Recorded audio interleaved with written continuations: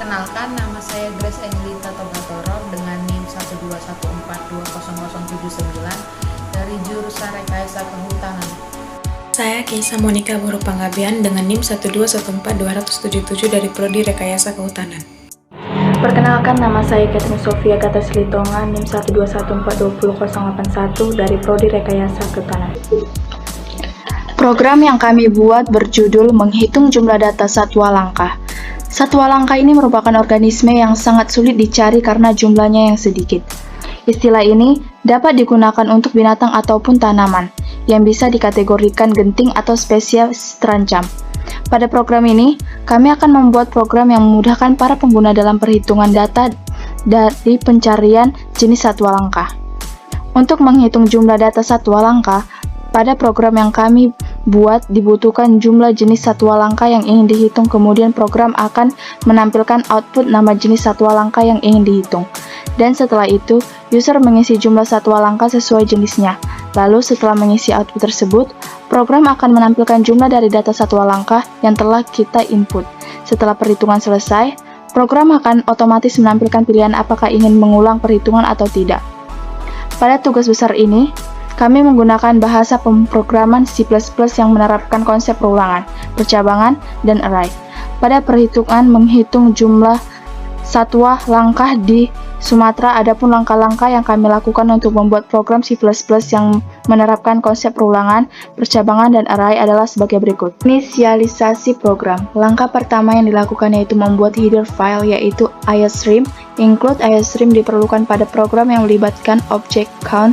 Using namespace std adalah perintah yang digunakan untuk mendeklarasikan atau memberitahukan kepada compiler C++ bahwa kita akan menggunakan semua fungsi kelas file yang terdapat dalam namespace std.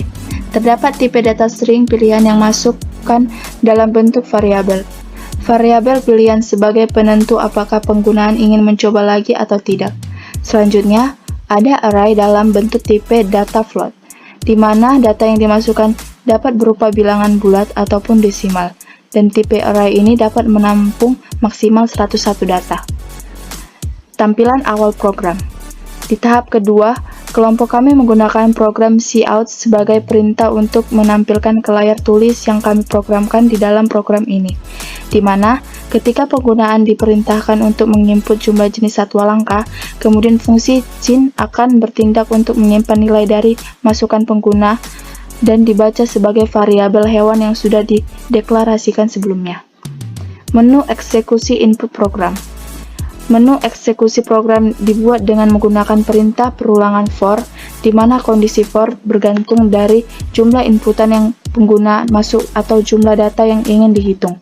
For ini akan berulang terus hingga nilainya sama dengan jumlah masukan. Kemudian, tampilan cout berisi jenis satwa langka beserta jumlahnya. Data tersebut tersimpan dalam bentuk array dengan tipe data float, berarti pengguna dapat memasukkan nilai desimal jika semua data telah dimasukkan, maka akan dieksekusi di setiap inputan. Di dalam program tersebut, program yang dirancang adalah sama, yaitu menghitung jumlah satwa langka. Tampilan hasil atau luaran program. Hasil tampilan akan keluar secara berurut menggunakan array yang sebelumnya telah dideklarasikan. Setiap percabangan pilihan memiliki program yang sama, hanya berbeda pada variabel hewan saja sesuai input pengguna. Kemudian, program akan dilanjutkan dengan pilihan pengguna apakah ingin mencoba program perhitungan lagi atau tidak. Akhir dari program.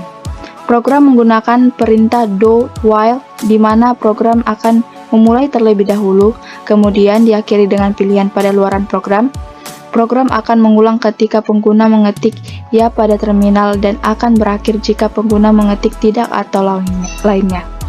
Ketika program tidak dilanjutkan, maka perintah cout menampilkan tulisan bahwa program ini akan berakhir. Kemudian diakhiri dengan return 0 karena program tidak memiliki nilai kembali.